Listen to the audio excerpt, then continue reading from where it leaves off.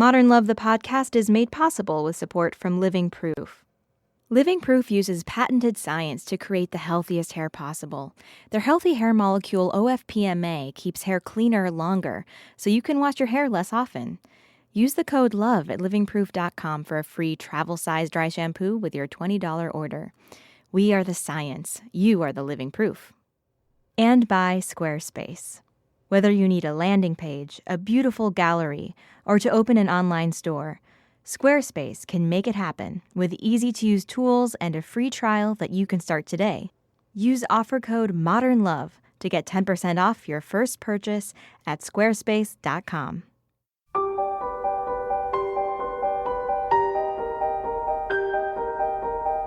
From the New York Times and WBUR Boston, this is Modern Love.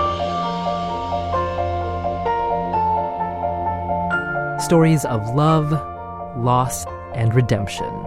I'm your host, Meghna Chakrabarty.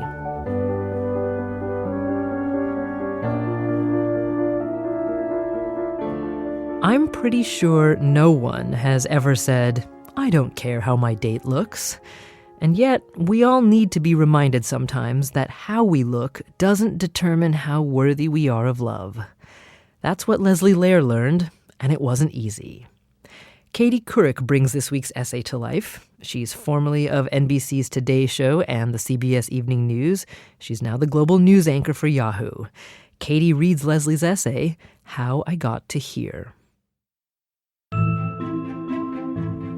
When I told him I would never marry again, I meant it.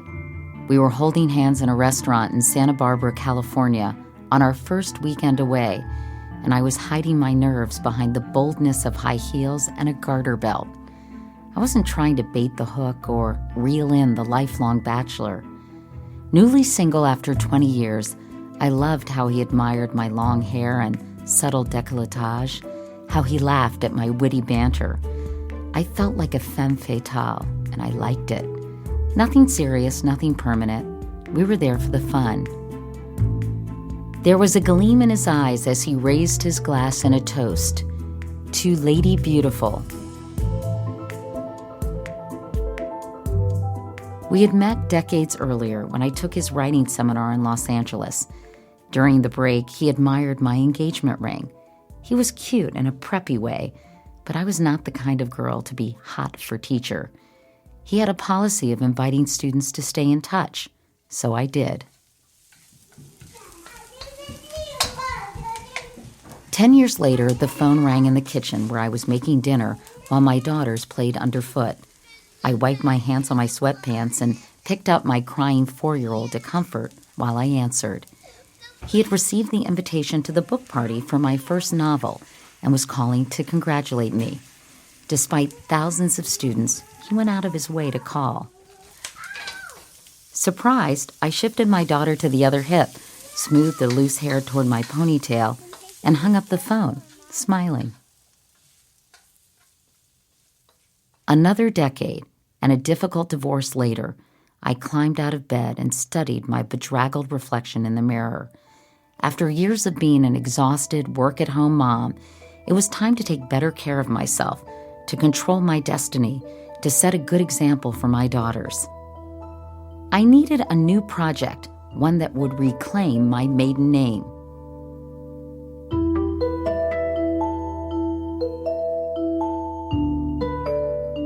When I sat down to begin writing, I dug out my faded notes from his class, now adorned with crayon marks and coffee stains.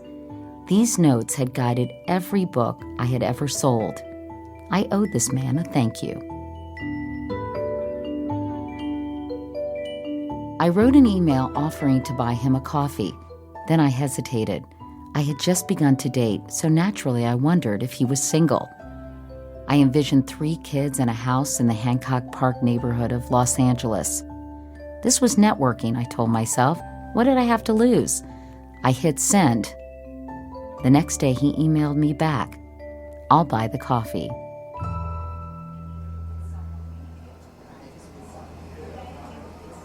We met at the Coffee Bean in Santa Monica, where he waited in shorts and flip-flops. His hair was gray, but he wore the same preppy glasses, had the same dimples. I was surprised he wasn't more businesslike. Then again, I wore a dress. He didn't remember me. He didn't recall our long-ago class or phoning to congratulate me years later. He admitted that he clicked on the link to my website and saw my picture. Our coffee lasted 3 hours. "Would you like to have dinner?" he asked me as we walked to the door. "We don't have to call it a date. We could just eat at the same time." I was confused. Why wouldn't we call it a date? "Most people don't like dating," he said. "I love dating." "You're new," he said.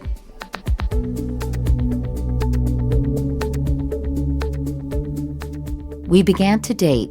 Every Friday, he drove to the valley to take me out to dinner. After a long week, I loved dressing up and dining out. I loved having my girls pick out my earrings, then answer the door to a man bearing flowers. Sure, they were teenagers, eager to get rid of me on a Friday night, but they also saw how a woman should be treated. And they saw that I was a woman worthy of respect. Soon, we added Saturday nights at his house. After shuttling the girls to their activities, I primped for hours, shedding my Valley Mom skin with each mile through Topanga Canyon to Santa Monica. Once the ocean was in view, my transformation was more than physical. By the time I arrived at his house, I had done everything possible to make myself beautiful, to feel beautiful. And he was a worthy audience, appreciating every detail. All I had to do was breathe. A few months later, I stood at the back of the bookstore where he presented his new book. Several attractive and sophisticated women turned their heads to look at me. Old girlfriends, I guessed. I was more impressed than jealous. One came over and pointed at my name in the acknowledgments. Risky business for him to include me, I thought, since we were only dating. "Are you the new girlfriend?" she asked. I hesitated. We were certainly exclusive. He had just bought me a bathrobe for his house. Yet there was something wicked and wonderful about being the girlfriend. It meant he wanted me. It meant we were having fun. His entire family showed up while I was on a book tour in Denver. I was about to read a sex scene when I realized this would be their first impression of me. So what, I thought? I was just a girlfriend. I could do what I pleased. 4 years passed. I splurged on lipstick and lingerie and continued to play the part of femme fatale. On our next vacation, he told the hotel clerk it was our anniversary, so they upgraded our room and served us champagne. I began to wonder if we would ever have a wedding anniversary. Now when he called me Lady Beautiful, I felt cheap. There was no logical reason for us to marry. I had no interest in having more children, and he was fine without. I could get my own apartment. I still wanted to set a good example for my daughters. If I was going to be single, why not keep my options open? I loved him, but if I couldn't reel him in, it was time to cut bait. It took weeks for me to get the courage to confront him. He listened patiently, then began to laugh. "Never getting married were your terms," he said, "not mine." Later, he showed me a yellowed newspaper article he had clipped after our first romantic weekend in Santa Barbara. It was entitled, "How to Buy an Engagement Ring."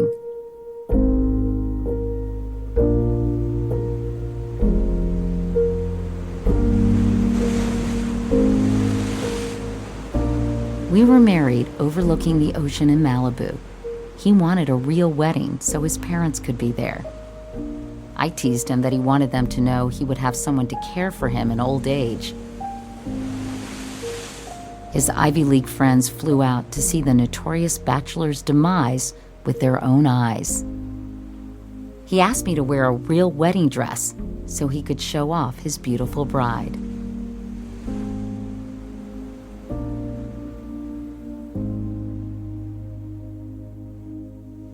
Days before our second anniversary, I learned I had breast cancer.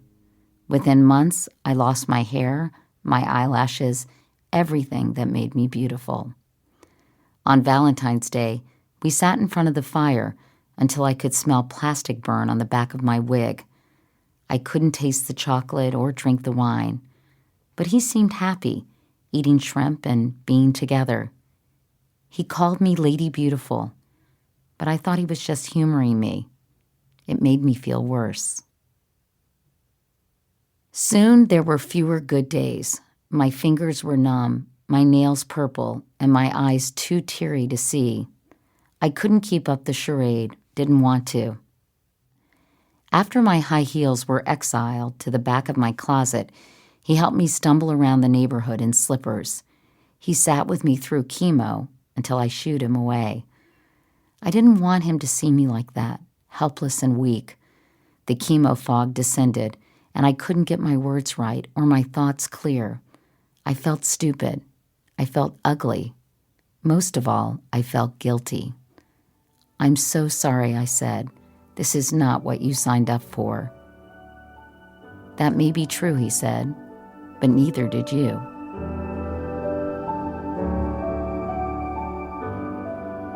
Now we sit in bed watching TV every night. My favorite fashion show is on, and he turns to me. "This is the perfect date," he says. I laugh, thinking he is teasing as he rubs my aching legs, but when I look at his face, he's smiling. And I realize that he was the one who did the bait and switch. He made me believe that he responded to my strength and beauty, so I felt strong and beautiful. Maybe this was never the romance I imagined. Maybe I was the shallow one. He saw more. As we sit in bed and watch the beautiful women, I am not jealous. He still thinks I'm one of them. All I have to do is breathe.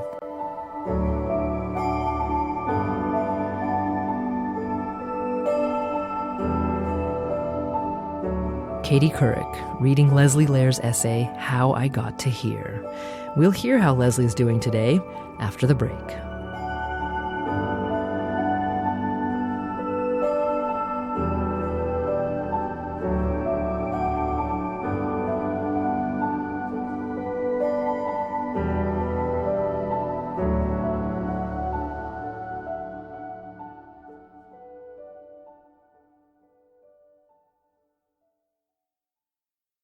Support for Modern Love the podcast comes from Living Proof, the science behind healthy hair. I'm Katie from Living Proof, and we get love letters all the time, like this one. Dear Living Proof, I am 43 and have thin hair. I've tried other products, but they over-condition my hair. With Timeless Conditioner, literally after the first 2 uses, my coworkers noticed and asked what I was doing differently. Love the product, love the scent, and will be a repeat customer. Love, Marjorie. Use the code LOVE for a free travel-size dry shampoo with your $20 order. livingproof.com. We're back. It's Modern Love, the podcast. I'm Meghna Chakrabarty. And now a postscript from Modern Love editor Daniel Jones and the author of this week's essay, Leslie Lehr. Today, I'm about 3 years out from the diagnosis, and I am just happy to be alive.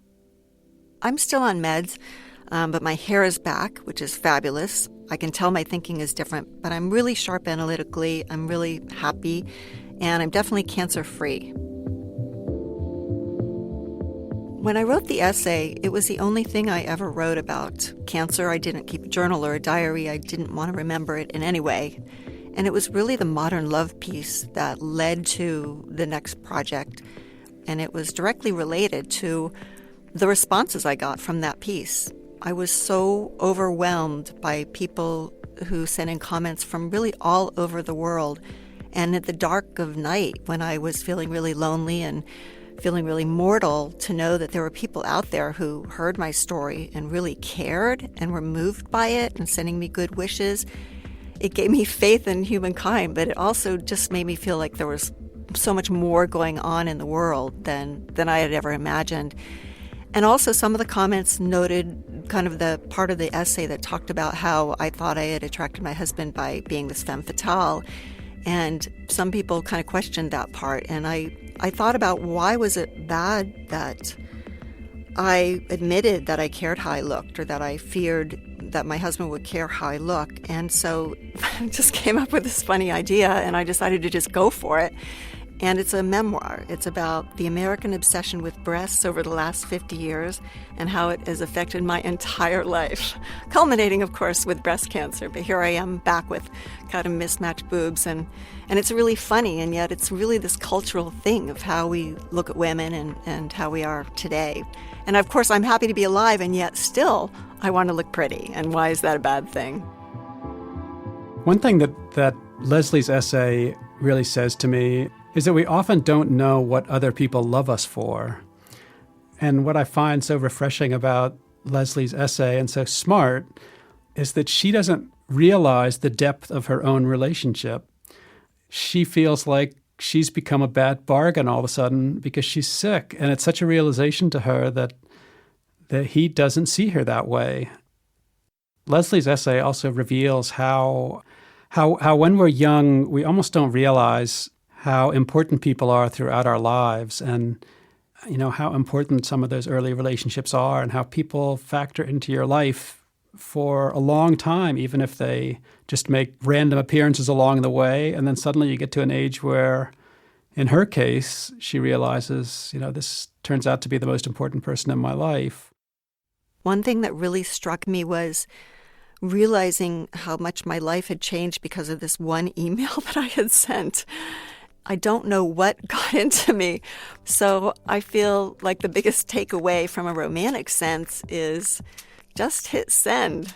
You just don't know what's going to happen. You can't lose something you don't have. So you only gain if you take a risk. Just hit send. Leslie Lehr. She lives in Southern California with her husband, John, where she's working on her memoir. We also heard from Modern Love editor Dan Jones. And now, here's Katie Couric on why she wanted to read Leslie's essay. How I got to here really struck a chord with me, particularly because my husband was diagnosed with cancer. And I think that a cancer diagnosis really does peel away all the artifice of a relationship. And this notion that her husband liked all the things about her, her décolletage, her lipstick shade, her long hair, was obviously completely false. And I think it took her letting down her guard and allowing him to see her at her worst that made her realize he always thought she was at her best, no matter what.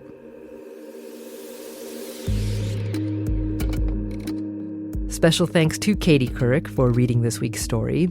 She's executive producer and narrator of the new documentary Under the Gun, which explores the gun safety debate in America. It's currently playing on Epix and Epix.com and will be available on iTunes and Amazon starting on May 31st. Next week on Modern Love, actress Maria Bello reads her own essay about opening up to her son and to the public about her non-traditional love life. "So are you romantic with anyone right now?" he asked. He had never met most of the men I had been in love with and had no idea I had been with a woman as well. I took a deep breath, knowing that my answer and his response would have an impact on our lives for a very long time. And last week, Thaisa Farmiga read Hannah Selinger's story about waiting for love. We asked for your stories about the long wait, and you have come through and poured your hearts out. Well, actually, the ladies have. Gentlemen, I know you're out there and have some stories for us too, so tell us your side. Record a voice memo on your phone, 30 seconds or less, and email it to modernlove@wbur.org. Modern Love is a production of The New York Times and WBUR, Boston's NPR station. It is produced, directed, and edited by Jessica Alpert, John Parati, and Amory Sievertson. The idea for the Modern Love podcast was conceived by Lisa Tobin. Our casting consultant is Amy Lippens. Iris Adler is our executive producer. Daniel Jones is the editor of Modern Love for The New York Times and advisor to the show. Music for the podcast, courtesy of APM. I'm Meghna Chakrabarty. See you next week.